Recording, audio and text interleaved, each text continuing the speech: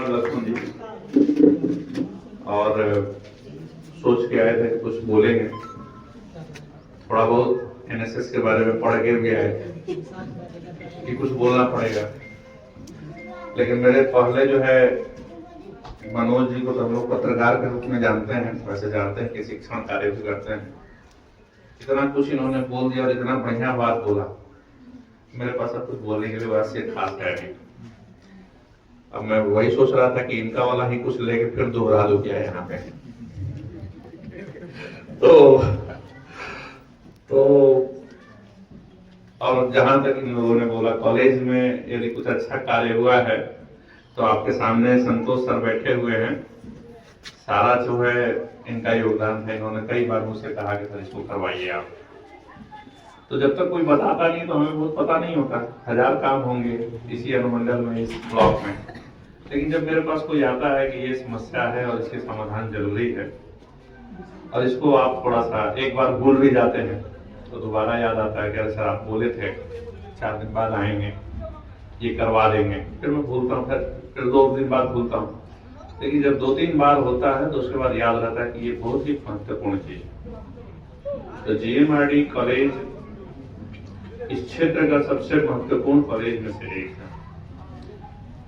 और इसका 4 दीवारी का निर्माण करने में यहाँ के शिक्षकों का, यहाँ के लोगों का, जो यहाँ के ग्रामीण लोग हैं, उनका बहुत बड़ा योगदान रहा है। और आज मैं देखता हूँ, जब हम लोग आए थे तब की स्थिति और आज हम लोग देखते हैं तो बहुत चेंजेस दिखता है। पहले की स्थिति कॉलेज में जाते थे तो देख रहे थे कि गाय बंधी हुई है, भैंस बंधी हुई है। आज वो कॉलेज एक सौंदर्य दिखता है और हम उम्मीद करते हैं कि जो प्रधानाचार्य महोदय आए हैं उस समय संतोष जी ने कुछ हमें बताया था कि सर इसमें ये बनवाएंगे, वो बनवाएंगे, शूटिंग रेंज बनवाया जाएगा, खेल का व्यवस्था किया जाएगा। तो मुझे उम्मीद है कि आप उन सारी चीजों को, कम से कम मोहनपुर कॉलेज के जो बच्चे हैं वो डिजर्व करते हैं कि उन सारी सुविधाओं का उपभोग करें।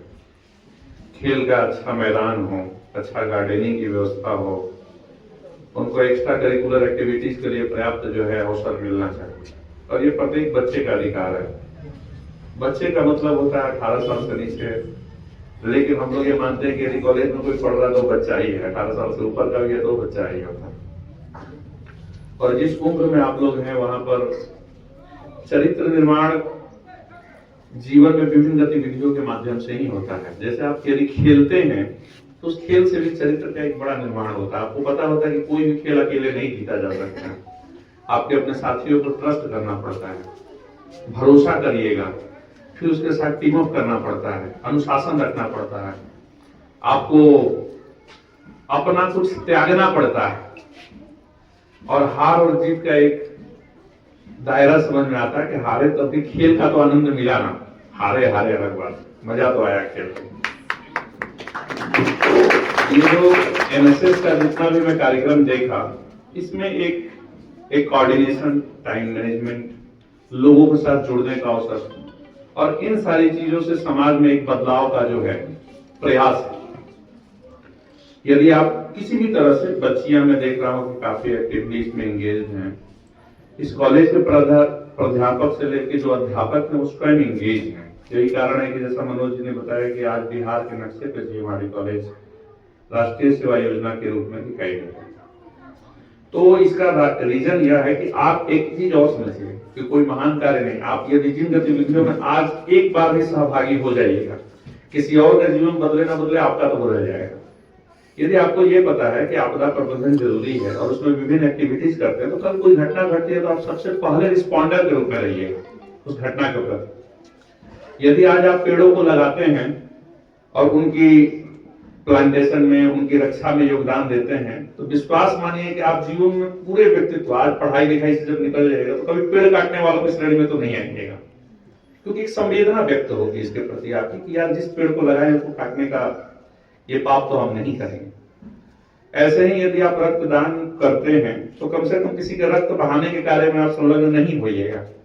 आपका उम्मीद प्रयास कीजिएगा किसी का जीवन बचाए थे इसी रक्त को दे के, किसी को मार के, पीट के, इस तरह की हिंसक गतिविधियों में सम्मिलित होकर किसी का रक्त बहाने से कुछ मिलने वाला नहीं। ठीक है, कुछ बातें अच्छी लग सकती हैं, बुरी लग सकती हैं, आपको ये लग सकता है कोई गाली दे दिया, ठीक है, दे दिया, थोड़ा इग्नोर करके जाया जा सकता है तो जाया जा सकता है। हो सकता है कि उसकी मानसिक स्थिति अच्छी ना हो जिसने मुझे गाली दी हो सकता है कि परिवार में लड़ाई हुई हो, उसकी पारिवारिक पृष्ठभूमि ऐसी हो, कोई इतना कमजोर है कि पढ़ने के लिए पैसा ना हो, उसी समय आप कुछ बोल दिए, वो परेशान चल रहा, तो संवेदनशील हो जाइएगा। तो राष्ट्रीय सेवा योजना का जो मूल उद्देश्य था उसमें से यह भी था कि आपको ज्यादा संवेदनशील बनाया जाए प्रकृति के प्रति, उस समाज के प्रति जिस समाज में आप रहते हैं। खास करके इसलिए क्योंकि आज समाज के सामने बहुत सारे चैलेंजेस हो गए। जाति का चैलेंज है, धर्म का चैलेंज है, आप देखते होंगे राजनीति का चैलेंज है। विभिन्न राजनीतिज्ञ चाहते हैं कि उनके वोट बैंक अलग अलग दायरों में शिफ्ट हो, कोई जाति के आधार पर चाहता है, कोई धर्म के आधार पर चाहता है। लेकिन जब राष्ट्रीय सेवा योजना का उद्देश्य पढ़िएगा तो उसका उद्देश्य में से एक है कि आपको जाति, धर्म, भाषा इन बंधनों से परे किया जाए और एक राष्ट्र के नागरिक के रूप में आपको खड़ा किया जाए। ये एक ऐसी पहचान होनी चाहिए जो सभी पहचानों से ऊपर होनी चाहिए। पहचान मिटते नहीं है, आप जिस जाति में पैदा हुए मिट नहीं सकती है, जिस धर्म पैदा हुए मिट नहीं सकती है, लेकिन इन पहचानों से ऊपर और सबसे ऊपर हमारी एक पहचान है कि हम सभी भारतीय हैं। और ये राष्ट्रीय सेवा योजना सुनिश्चित करता है, जब आप इसमें टीम के रूप में काम करते हैं तो आपके साथी से आप ये नहीं पूछते हैं कि वो कौन है नहीं है, आप ये कोशिश करते हैं कि मेरे टीम के सदस्य मुझे